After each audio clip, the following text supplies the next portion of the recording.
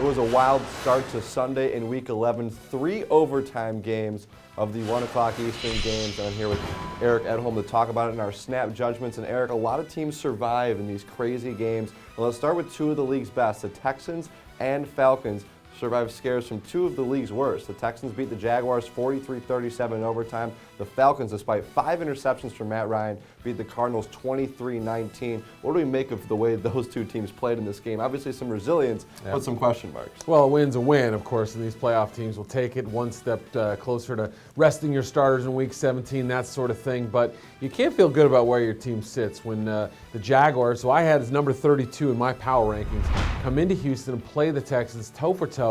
Probably should have beat them. You know, a couple of questionable calls, an interesting decision there on 4th down and overtime by Mike Mularkey.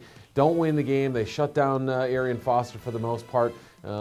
Just an interesting result there in Houston. I think the Texans, now we can say there really is no best team in the NFL, and especially when you look at the Falcons and the way they played. Matt Ryan, 5 interceptions. I know there were some tip passes, but he did not play well. Falcons defense did step up. The run game was alive for a little bit, but a disappointing result even with the win. And you don't expect that from Matt Ryan at home either. But obviously you got to give some credit to the Arizona Cardinals defense. A couple wild card favorites also held on in some crazy games. The Packers beat the Lions 24-20. The Bucs, a huge comeback, beat the Panthers 27-21 in overtime. When you look at those two teams, obviously the Packers and Bucs are both hot. The Lions, Panthers going in different directions.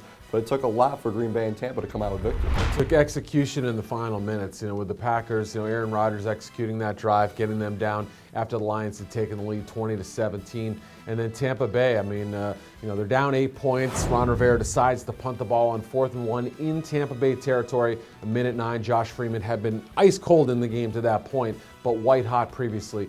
Really led his team to victory. Had 76 yards passing in overtime in that final drive in the 4th quarter. That really was the difference. Bucs can remain one of the hottest teams in the NFL, and then one more team stays alive with another wild overtime win over a team they really should have beaten. That's the Dallas Cowboys. And Eric, we were here last week. You talked about Dallas as these 3 games in a row, easy games, a way to get into the wild card hunt. They go down 13-0 to Cleveland, and they gave the Browns every opportunity to win, and they hang out for a 23-20 win in overtime. Big sigh of relief for Jason Garrett and those Cowboys. A little bit of sleepwalking early in this game. It took them, they scored 17 straight points at one point to rally from the 2-score deficit. But again, like you said, I think it was some questionable play down the stretch there. Romo gave the ball back after the Cowboys had taken it away. So, again, they, like the other teams we were talking about with Houston, Atlanta, they get the win, they get it at home, but not in impressive fashion. Yeah, none of these teams are going to get any style points for the way they won these games. But as you said, a win is a win, especially in the craziness that is the NFL. To check out more about some of the unimpressive home wins by the Texans, Falcons, and Cowboys, be sure to check out our Shorts and Shells video and head to our website at ProFootballWeekly.com.